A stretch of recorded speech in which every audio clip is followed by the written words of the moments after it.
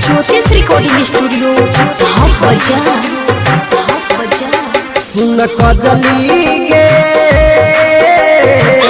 तोर चल के मारला तो हमर बाप गे। सुन कजली गे तोर चल के मारला तो हमर बाप गे। तोरा याद में गानै छियौ रोटिया के खानै छियौ।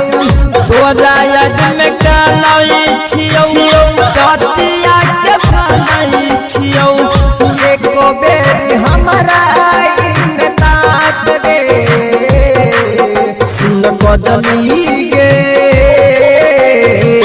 तोरे चलते मारला तो हमर बाप गे बाप गे। सुन कजली गे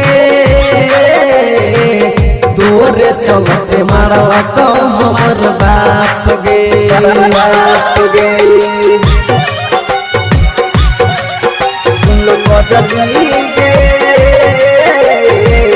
तोरे चलते मारला तो हमर बाप गे।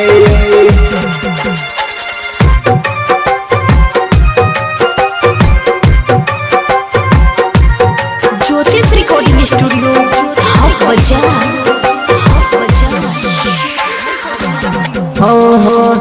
जिया बौन ले बऊ हम योगिया लगाई गए।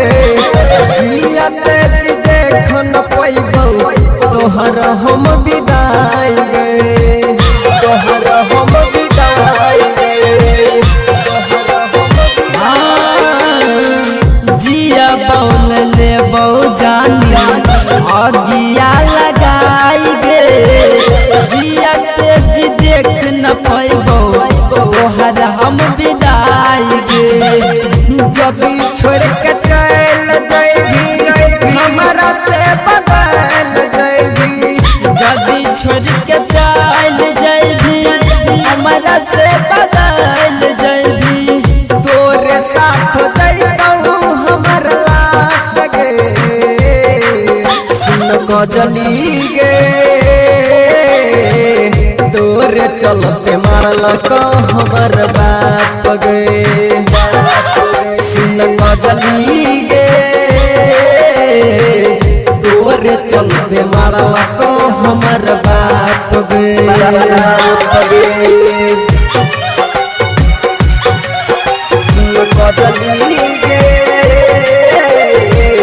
तोरे चलते मारला तो हमर बाप गे।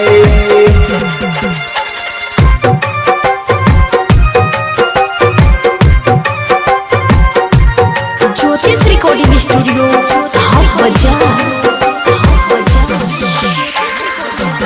हाँ हाँ साच लोग कहत रहे गाँव में करन प्यार रे।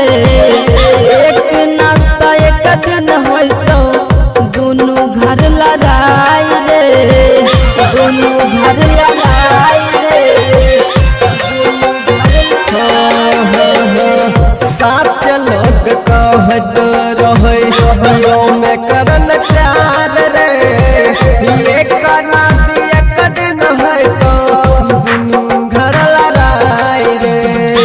जेके के कना बई छही बीरबल के हंसाबई छही। सूरज के कना बई छही गिरिश के हंसाबई छही। पर तो परे माँ चंद के पाप गे। सुन कजली गे तोरे चलते मारला तो हमर बाप गे। सुन कजली गे तोरे चलते